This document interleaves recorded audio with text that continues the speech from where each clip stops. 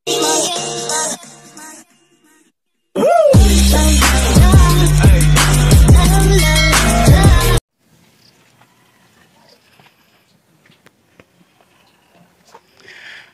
isang magandang araw po sa ating lahat mga kapuso. Ayan, mga kalingap at Kalab and Care. Tatandaan niyo po itong ating bahay na ito na ibinlag dati ay ito po yung bahay na babagsak na. Ayan, at sa kabutihang palad ay nagawa nila ng paraan na muling maiayos. Kaya lang sa sitwasyon pong ito ay lumapit po sa atin ng tulong si Kuya Troy.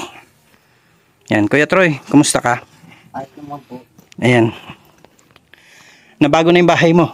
Nabago na po. Nung nakaraan, tutumba na eh. Tutumba na, babagsak na. Oo. Kaya lang mukhang hindi pa tapos. Hindi pa po at wala pang budget. Wala pang budget at kaya hindi pa tatapos. Ano to, bali ikaw lang ang nagpapatapos nito? Ano po? May tumulong ba sa'yo dito? Ay, yung kuyahin ko po yung bayaw ko. Ay, yung bayaw mo? Ayan. So, ibig sabihin, itong bahay na to ay naitayo sa pamamagitan lang ng pagsisikap ninyo. Po. Ayan, kaysa naman bumagsak dati, ano? Po. So ngayon, parang napapansin ko, Kuya Troy, wala pang dingding. Wala pa po at wala pa pong budget. So, kailan ka magkakaroon ng budget para dito sa dingding? Yun nga po, hindi ko pa alam. Ganun ba? So, sa tingin mo, ano bang gagamitin mong dingding dyan? Sa wali or? Ano lang po, kahit ano yan, yung plywood. Plywood? Kahit plastic lang po sa ibaba sa at dahil pag naampiyas mo baga po. Flat sheet sa baba, plywood sa taas. Ganun. Po. So, mga ilang flat sheet ang gagamitin mo dyan kung sakasakali? Kapo, umabot yan kahit mga 6 na flat sheet palibot. 6 na flat sheet. Itong lugar na to, ano to? Terrace na to? Balko lang po ito. So, wala na talaga dito? Wala na yan, kahit marabulonsina na lang po yan. Tapos yung sahig? Kung may marabagit po, kahit maploringan? Oo. Ayan, so itong taas mo kailangan din maploringan, ano? Lalo na ngayon, nagpuputik. Puputik. So, kung plywood, mga ilang plywood ang kailangan mo dyan? Pwede na po siguro kahit sa 15. 15 plywood. Dahil palibot po ay. Tama din bising baga po. Oo. Mga kalingap at mga Kalab and Care, Katim Dungaw, Katim The Jewels 5 and Katigangers. Ayan. Nung ako po ay nag-vlog dito sa bahay na to, kauna-unahan po ito sa binlog ko dito sa lugar na to. At yung bahay nila, dahil wala namang masyadong nakatira nung time na yon, no? Ay hindi natin binigyan pansin. Pero ngayon po, ilang kayo bali nakatira dito, Kuya Troy? Bali, sa ngayon po, kaming mag-asawa, 3 kong anak ang nakatira dito. Tapos ito lang po ang inyong may dingding. Yan lang po. Yan, ito lang, tinabingan lang, ano? Pansamantalang tulugan po, atin yan, kahit trapal muna para hindi maampiyasan. Wala ba ibang nangako sa'yo na tutulungan ka dito? Ay, wala naman po. Wala? So ayan, kaya ka lumapit sa amin para kahit pa paano ay matuloy sana, no? Magkaroon ng dingding dahil nag-uulan na ngayon. Ay, kung may mga nakikinig sa dyan, baka pwede mo silang kausapin. Ay, maraming salamat naman po kung sakaling matulungan po ninyo ako. Ay, laking pasalamat ko po sa inyong may mga ginintuan po. So, lalo na po sa iyo, Kuya Rich. Maraming salamat po. Sige, Kuya Troy. Si Kuya Troy po ang kauna-unahan kong ibinlog dito at ito nga kahit papano ay nagawa ng paraan yung kanyang bahay at naawa rin tayo dahil bagamat pinagsikapan nila na itayo yung kanilang bahay ay talagang wala pong dingding. Pakita ko po sa inyo yung paligid, ano po, mga ayan po, wala po talagang dingding at wala naman pong trabaho ngayon si Kuya Troy para mapadingdingan itong kanyang bahay. Ayan po. Pati likod, puro ano lang po, puro trapal lang talaga ang tabing.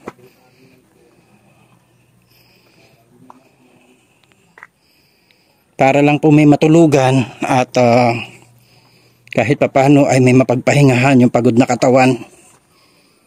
Si Kuya Troy po, kung maaalala ninyo, nung ipinapagawa po yung bahay ni Tatay Cesar, isa po siya sa nag-volunteer na tumulong, magbuhat ng mga materyales, maghakot, para kahit papano po ay maayos yung bahay ni Tatay Cesar. At ngayon naman po ay siya ay nasa ganitong kalalagayan ngayon na yung kanyang bahay ay hindi man natapos dahil sa kawalan ng budget. Ayan, namamanhik po kami sa inyo na kung maaari po sana ay matulungan natin si Kuya Troy.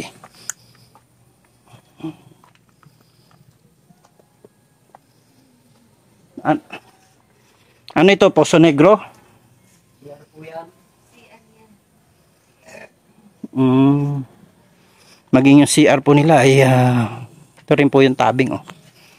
At yung Poso Negro ay hindi pa nabubuhusan, ano?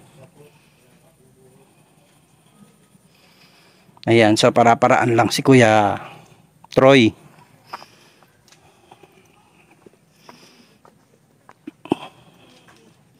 Yan po, oh. Ay, grabe pagka tumawid ka dito.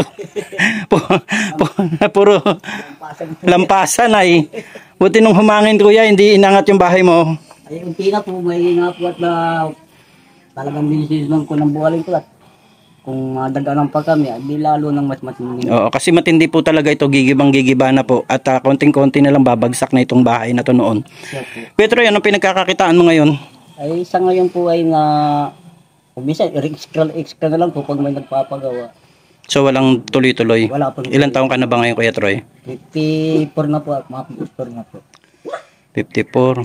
So si Mrs., ano trabaho ni Mrs.? Ay, nagkumis po at naghahanap ng mga gulay-gulay para maitaritan din.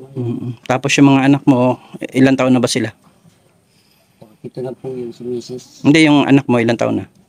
Ito pong bunso ko, ano pa, 7 taon, ito pong grade 1. Yung sunod, 12 na po, yung grade 5, tapos yung 16 po itong high school. nandiyan ba yung high school? Ano yan, babae, lalaki? Lalaki po. Pwede ba natin makakita?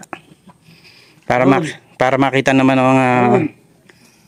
Tapos ka, kuya, gusto ka rin makita ng Perex. Parang hindi ko pa nakita yung mga anak mong ano. Ay, ang nakikita natin dati yung maliit, no? Po yung tumutulong din. Yung tumutulong din magbuhat. Oo, tumutulong din ito. Yung mga tumutulong magbuhat dati sa nung si Kuya, ay yung bahay ni Tatay Cesar. Oo. Arun. Labas ka at nangaling maalang kami yan. Perex. Ilan taon na to si Aaron?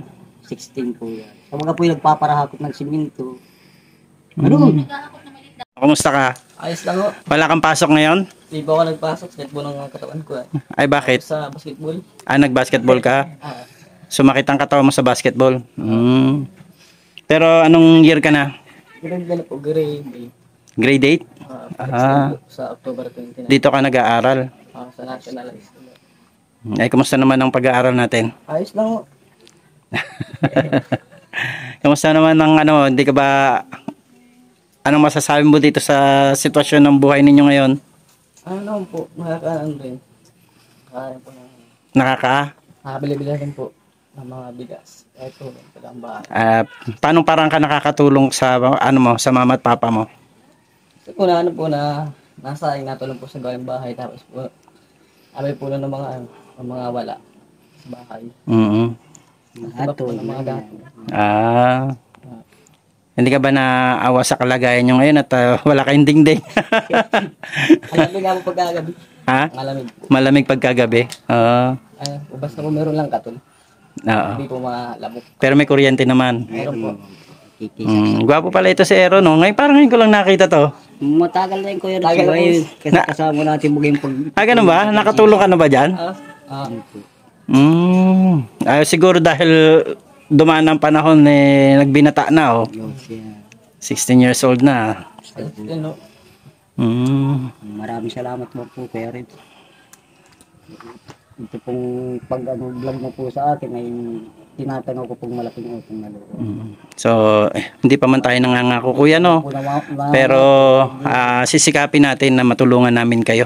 Salamat naman po. Nasaan si Mrs. ngayon? Ay, nasa Kuya Rich, mga nandiyan sa Nyugan dyan, naghahanap ng mga gulay-gulayin. Na pambenta. Oo. Kapag sa Sabado. Ayan. Sa Tiyanggihan pa rin. Maraming salamat po. Okay. Sige, thank you Aaron ha. Ayan. Si Aaron. Medyo... Ayan po yung bahay nila. Parang bigla naman akong naawa kay Kuya Troy. Si Kuya Troy po napakasipag po nito. Talaga maaasahan mo rin to. Siya po yung inasahan namin noon. Tagabuhat ng mga materyales. Wala pa po itong karsada na to na ginagawa ngayon. Dito pa talaga dumadaan sa mga maputik na lugar. Pag umulan, no? Pagod, no? Pagod. Grabe. Ngayon po ay ayos na kahit umulan na. So ngayon, sisikapin natin na matulungan ka, Kuya Troy, ha? Maraming salamat. So God bless you. Magandang buhay. Salamat. Pagpalang araw po sa ating lahat, mga kalingap, mga kapuso, at ito nga po si Kuya Troy, ay sana po ay matulungan po natin siya sa kanyang pagpapagawa nitong kanyang bahay. Yan. So, maraming salamat po sa inyo. Patuloy po natin suportahan Kuya Bal Santos Matubang, Ate Edna Vlogs and Kalingap Rob. At patuloy po natin suportahan ang aking may bahay, si Aljos Eagle. At nagpapasalamat tayo sa ating mga sponsor, Love and Care, The Jewels 5, Team Tigangers. Salamat din po sa Team Dungaw. At kay Atita Ani Haramilya, Ma'am Lita Haber. At maraming salamat po sa iba pa nating mga patuloy na nagmamahal at nagmamalasakit po sa atin. Maraming salamat po at tuloy lang po tayo sa pagtulong. God bless po. Magandang buhay. Magandang buhay.